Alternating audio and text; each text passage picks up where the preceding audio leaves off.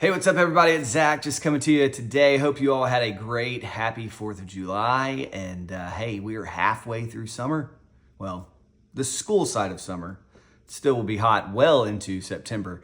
But anyway, just wanted to kind of give you a little update of what's been going on and give you some national news and then local news and then some news that hopefully you'll be able to take and build on and just give you a little bit of encouragement here. So, all right, first of all, national economic news over the past week. Employment numbers came out and they dipped. Employment numbers were slower in June coming in, and they actually were slower because they were revised downward from April and May numbers. So we had just over 95,000 net new jobs added.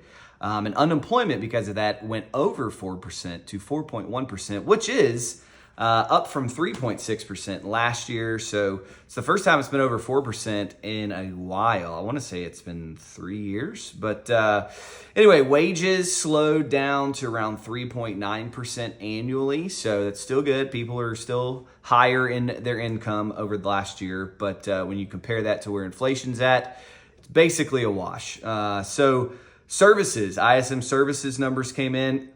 Show that the index was down to 48.8, which is the lowest it's been in 4 years, showing that there is a contraction in the services in sector of the economy. So that, again, just we're seeing that, we're feeling that. I think everybody's feeling that across the country a little bit. But with the negative news, hey, you know what? Stocks went up. Why not? Of course, because they think, oh, well, hey, we got negative news coming in. The Fed's going to lower the rates. When the Fed lowers rates, more spending will happen. That'll be good for business. And so they're basing all of their purchasing on future information that they think. But, you know, hey, that's just the economy. The economy is weird. So mortgage rates also increased a little bit, but I expect them to go back down this week because you saw at the end of last week some negative dips. But this week we will see the CPI report, the PPI report. So that should be a little bit of indication of where we're headed down in the future. I expect the CPI and PPI to be lower, to show somewhere close to 3%, if not under 3%. So that's something to watch. And there's never a dull moment in the economy, the economic news. So moving on to real estate, numbers continue to kind of be a mixed bag. It stated a few months ago, the South, it's kind of real regional. You know, you break everything down by regions. You just got the national data, and then you break it down by regions. It tells a different story. And then if you break it down even more linear, which is the local real estate markets, it really gets to be kind of wild and crazy. So what we're seeing, though, is the South is taking a little bit of a hit because the West and Northeast took a little bit of a hit a couple of years ago. But now it's our turn due to the South being able, people are able to buy again in those Northeast and West areas, and there's more activity taking place because the economy is kind of growing again with less restrictions from COVID, and then the remote work stuff is kind of easing. So that means the South is a little less attractive. Plus, it's hot as hell outside. So yeah, that makes things a little less attractive in the South. And so we're seeing a little bit of a contraction in the real estate market here. Active inventory nationwide is up 35%. Again, this is nationwide. And an increase in listings by 6%. So you say, okay, active inventory, that's the number of homes staying on the market, is up 35%, which is a huge, significant increase. There's also 6% more actual homes going on the market.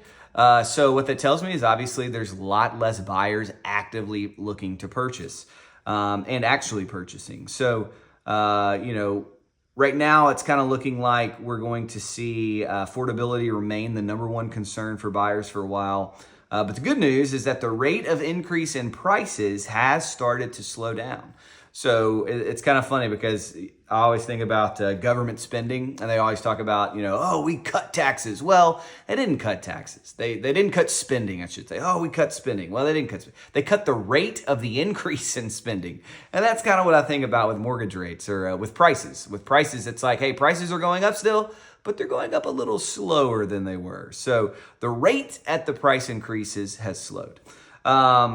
Locally, our market here in Memphis, so I'm reading all of this because I had to write it out so I wouldn't ramble for 10 minutes. But locally, our market here in Memphis is much slower than any time in the last 10 years. I did pull some number from our MLS, and it looks at just the residential home sector. So it's not multifamily, duplexes, commercial, land. It's just the residential home sector. And it shows that June 2024 saw 4,200 active properties still on the market. That is a number that has not been seen in June since 2014. So our active inventory on the market is the highest it's been in 10 years. That's a good thing, right? Hey, there's more homes on the market. There's more available options for people. The negative side of that is 1,500 homes on the market more than last year in June 2023, which is an increase of 55%. So I talked about earlier that active inventory nationwide was up 35%, but you break that down locally here in Memphis and it's up 55%. And that is significant. If we look at the absorption rate, that's just the number of homes sold based on the number of active homes on the market. So we're looking at that, and June saw just over 1,000 properties sold.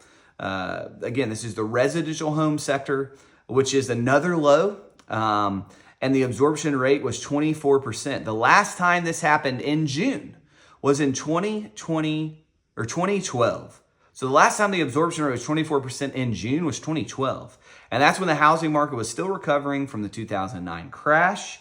And actually, to find a raw number of just over 1,000 homes sold in the month of June, we don't even have one on record. I went all the way back to 2003, and there is not a single June that has a raw number of just over 1,000 homes sold ever.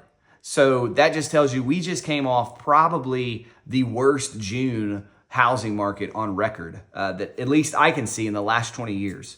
So if you've watched my videos in the past, you remember I've stated that less than 20% absorption rate, you're firmly in a buyer's market. 20 to 25%, it's technically a balanced market, but based on where we're coming from, it feels right now more like a buyer's market. And the recent trends will continue because prices rose 6%. Over this time last year. So why are prices rising if there's more homes on the market and homes are taking longer to sell? It's because the buyers who are in the market are quickly buying up those high-end top type homes, within the price point. If you've got the renovated home with the renovated bathrooms, kitchen, flooring, roof, HVAC, if any of those things are over 10 years old, you're probably going to sell on the market, or you're going to have to significantly reduce your home to sell it. And even those homes aren't really selling. But the homes that are selling are the homes that have all that stuff done. And if you've got a pool or an outdoor living space, or you've got that updated home in a cove or in a gold school district, it'll sell quickly and possible with multiple offers. So everything is selling on that high end of the price point. So that's why it's kind of pushing prices higher, because we're still seeing multiple offers happen on those type homes. If you don't have one of those homes, you're going to be sitting there for a while. I don't know what to tell you other than, hey, do the work or be prepared to sit. That's all I can say. It's not your agent's fault. It's just the market that we're sitting in. And that's how we're going to have to roll with it. Buyers, you have got to have a strategy right now for this market. Because as I just said, most homes that are selling quickly and in multiple offers. And then you have those homes that are sitting out there. They're great homes, but nobody's going after them. Strategy that what you want, and when you see it, offer quickly. Typically, you'll get the home. Make it contingent on an inspection, and if something bothers you about the home, well, then you can terminate the deal during the inspection contingency. However, those buyers who do act decisively will usually win your desired home. So as always, every situation is different, so consult your realtor. But finally, let me inform you of a new service. It's kind of encouraging here. The Federal Housing Administration has just put out and launched a new program called DPA, Down Payment Assistance 1, DPA 1. It's a great website resource for real estate professionals to find all of the DPA programs available to buyers with their qualifications and information on each program. It's right there all on the website.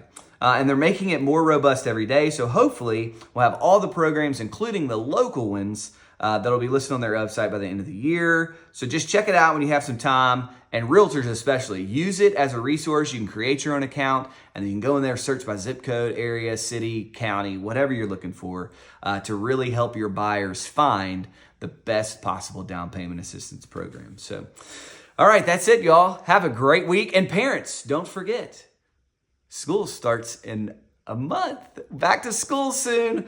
All right, that's it. Time to get ready. You guys have a great week.